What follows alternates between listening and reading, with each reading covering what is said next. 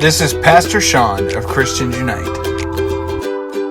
I came up with a sermon for unity. I've done something similar to this probably like 3 years ago. It's the main focus of the ministry that I'm running is Christians Unite. And I think it's important because I think, or at least my views are that Jesus never intended for there to be denominations at all. I believe Christians should be united together, even if we have minor belief systems that are a little bit different, but we still believe in the core value of who Jesus was and is. I think we can connect together. When we have churches that say, my way is the best way, and if you're not following my denomination, then, and you exclude people, that's a problem. And that's honestly why a lot of atheists and a lot of other people kind of push Christianity away, because they view that and they say, how can I follow something when you have so many different denominations that don't agree with each other? It doesn't make any sense.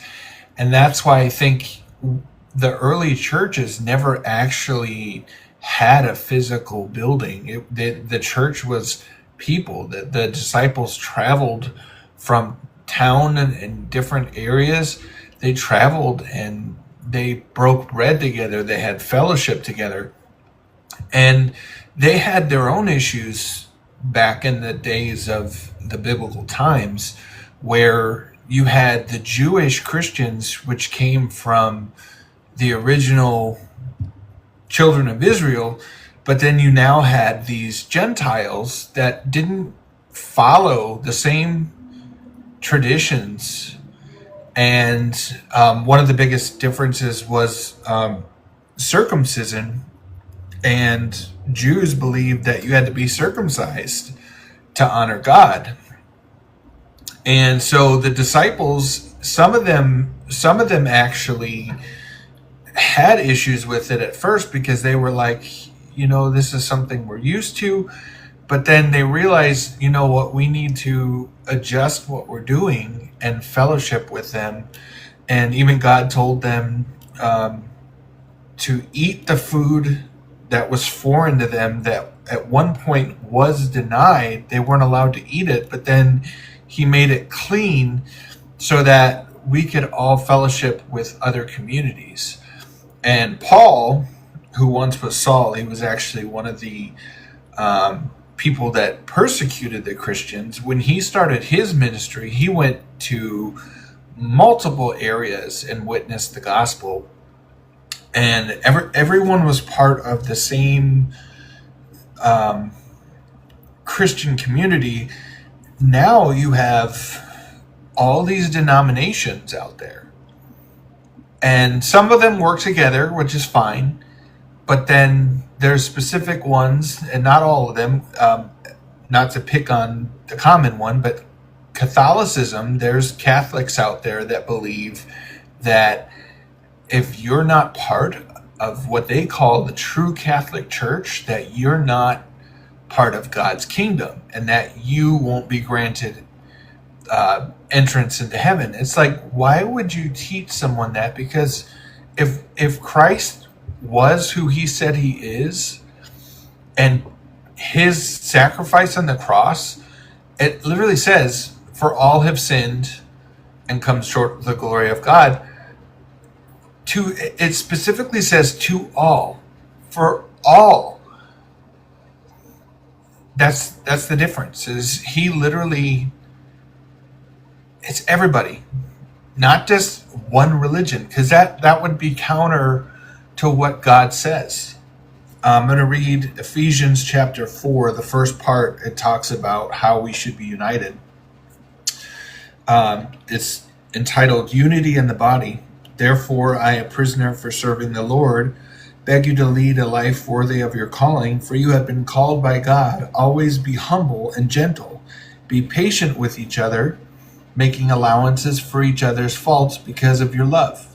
Make every effort to keep yourselves united in the Spirit, binding yourselves together with peace. For there is one body and one Spirit, just as you've been called to the glorious hope for the future.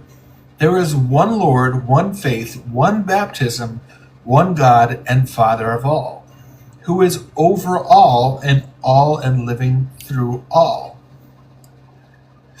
So literally right here, these verses, we are called to be one. And it's important because if we start doing that as Christians, the outreach for this world can be even greater. If we just put like our little tiny differences, or, a lot of churches, there's even denominations and churches that split over like silly things like, oh, I don't like how the music is. I don't like how this is done. I've even seen some that have a lot of older people. Oh, well, the air conditioning just isn't right. When you go to church, you're there to be with God, not for your comfort or for what your likes are. You're there to worship God and be with other people that love God. Now, the other thing I wanted to talk about is the megachurch. I find nothing wrong with the megachurch, but there's so many of them that they get so big, they forget how to reach people sometimes, because it almost becomes like a clique where like only specific people in the church get the attention and not everyone, which is a huge problem. Because I've been to some of those churches that are huge and they have small groups and all these things you can go to, but it's so easy to go into a church like that, sit in the pew or the chair, literally walk out, and not a single person knows that you're there. And a lot of times, unfortunately, the focus becomes money instead of reaching out to the people that need it. And this is a problem. And there's so many things with the Christian church today that if we just realize, hey, we are all part of God's body, we are all the church as people that have the Spirit of God in us. If we realize that and start working together, things would be really different. But that's not what's happening. And we need to find a way to bring unity back and start doing things differently. Because this is a new generation. This new generation of young teenagers and adolescents and kids, the focus, everything's a little bit different, how they're reached. And so when you go to a church and there's loud music and you don't like it, well, maybe they have that because they're trying to reach to the younger generation, because that's the future. So we need to make compromises sometimes too, to reach a broad group of people. And churches have to adapt to figure out, how do we unite all these different generations, all these different people. And that's why I go to a non-denominational church. And my ministry is non-denominational. Sometimes I actually call it anti-denominational, because I feel that God has personally told me that we're not supposed to be divided.